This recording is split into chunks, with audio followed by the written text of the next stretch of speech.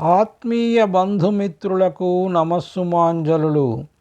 మనమందరం కలిసి భజగోవిందం గురించి తెలుసుకోవాలని నిర్ణయించాం. ఈరోజు భజగోవిందం యొక్క ఉపోద్ఘాతం.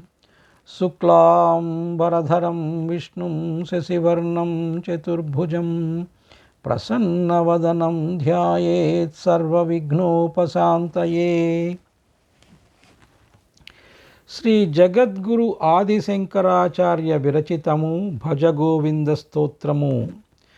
శృతిస్మృతిపురాణానం ఆలయం కరుణాలయం నమామి భగవత్పాదం శంకరం లోకశంకరం. ఓం శ్రీ వెంకటేశ్వరాయ నమః. విశ్వేశ్వరవో వెంకటనాయక విశ్వాధార విష్ణుస్వరూప విమలజ్ఞానము విబుధుల కొసగడి గోవిందము నా కంఠము నిమ్మ. లంబోదరవో అంబాతనయ గంగాధర సుత జ్ఞాన గణేశ మోదకహస్త మంగళదాయక శంకరగేయము సాగగనిమ్మ. చదువుల తల్లి చంపకవల్లి మృదునీకరమును మాపై మోపవే. ఆత్మజ్ఞానము అవగతమవగ దీవెనలిచ్చి దయరను చూపవే. శ్రీ భజగోవింద స్తోత్రము ఉపోద్ఘాతము.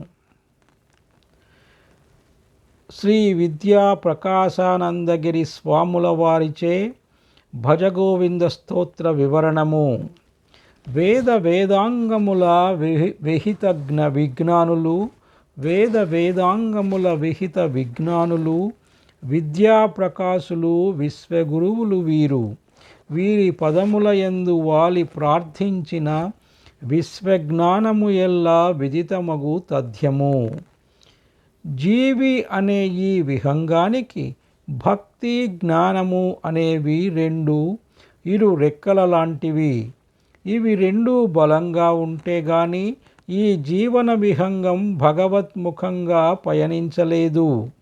ఒక రెక్కతో ఈ ప్రయాణం సాగలేదు. అందుకే శంకర భగవానులు జ్ఞానానికి ఎంత ప్రాముఖ్యం ఇచ్చారో భక్తికి కూడా అంతే ప్రాముఖ్యతను చేకూర్చారు.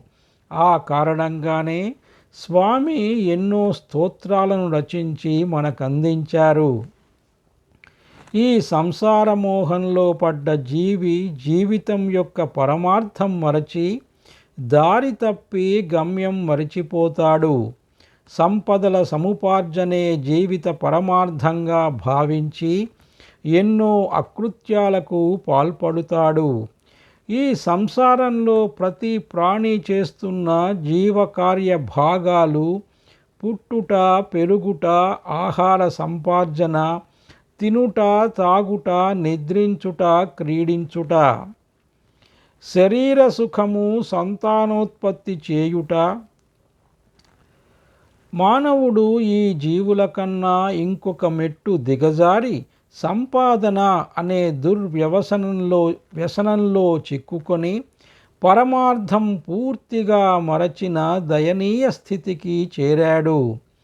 చివరకు జరవ్యాధుల పాలై అన్ని జీవులలాగే మరణిస్తూ మరలా జన్మిస్తూ ఈ జీవిత చక్రంలో మరలా పడుతున్నాడు.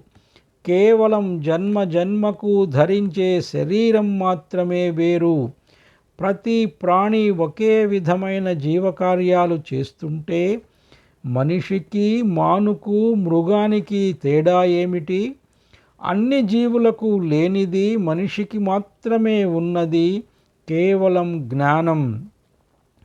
అది లోపించినప్పుడు మనిషికి, మృగానికి తేడా లేదు. మనిషికి తన అస్తిత్వం తెలిసేలా చేసేది కేవలం జ్ఞానం మాత్రమే.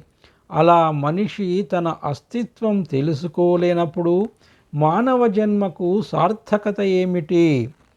ఈ మాయా నిద్రలోకి జారి మైమరచిన మనలాంటి వారిని సంస్కరించి భగవన్ముఖులను చేయడమే శ్రీ శంకర భగవత్పాదుల భజగోవింద స్తోత్ర ఉద్దేశ్యము.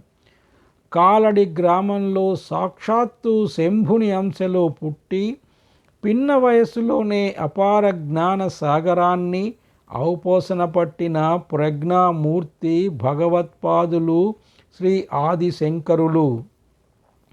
వారు ఒకరోజు శిష్య సమేతంగా కాశీపురంలో వెళ్ళుతుండగా కాటికి కాళ్ళు చాపుకొని మరణానికి నేడో రేపో సిద్ధంగా ఉన్న ఒక పండు ముదుసలి బ్రాహ్మణుడు వ్యాకరణ పాఠాలు వల్లిస్తూ కనబడతాడు. శంకరులకు అతని దీనావస్థను చూచి అతని అజ్ఞానానికి జాలిపడి దయతలచి అతన్ని ప్రబోధం చేసి జ్ఞానభిక్షనొసగి భగవత్పరంగా అతనిని మళ్లించే ఉద్దేశ్యంతో కొన్ని హితవచనాలు అతనికి చెప్పారు. స్వామి పక్కనే ఉన్న శిష్యులు కూడా కొన్ని జోడించారు. ఆ మేలు కొలుపే మోహముద్గరముగా ప్రసిద్ధి చెందిన ఈ భజగోవింద స్తోత్రము. మనమందరము ఆ బ్రాహ్మణుడి కోవకు చెందిన వారమే కనుక ఈ భజగోవిందం శంకరాచార్య స్వామి మానవాళికి ఇచ్చిన వరం. మాధవునిపై మనసు లేక మోహమయ మాయలో వస్తు సంపదల వెనుక సంసార సుఖములనే మృగతృష్ణలు వెతుకుచూ పరుగులు తీస్తున్న మనలాంటి ప్రతి వ్యక్తి కూడా మూఢమతే.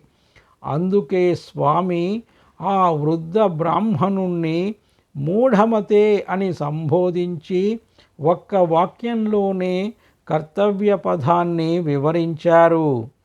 భజగోవిందం భజగోవిందం గోవిందం భజ మూఢమతే సంప్రాప్తే సన్నిహితే కాలే నహి నహి రక్షతి డుకృన్కరణే.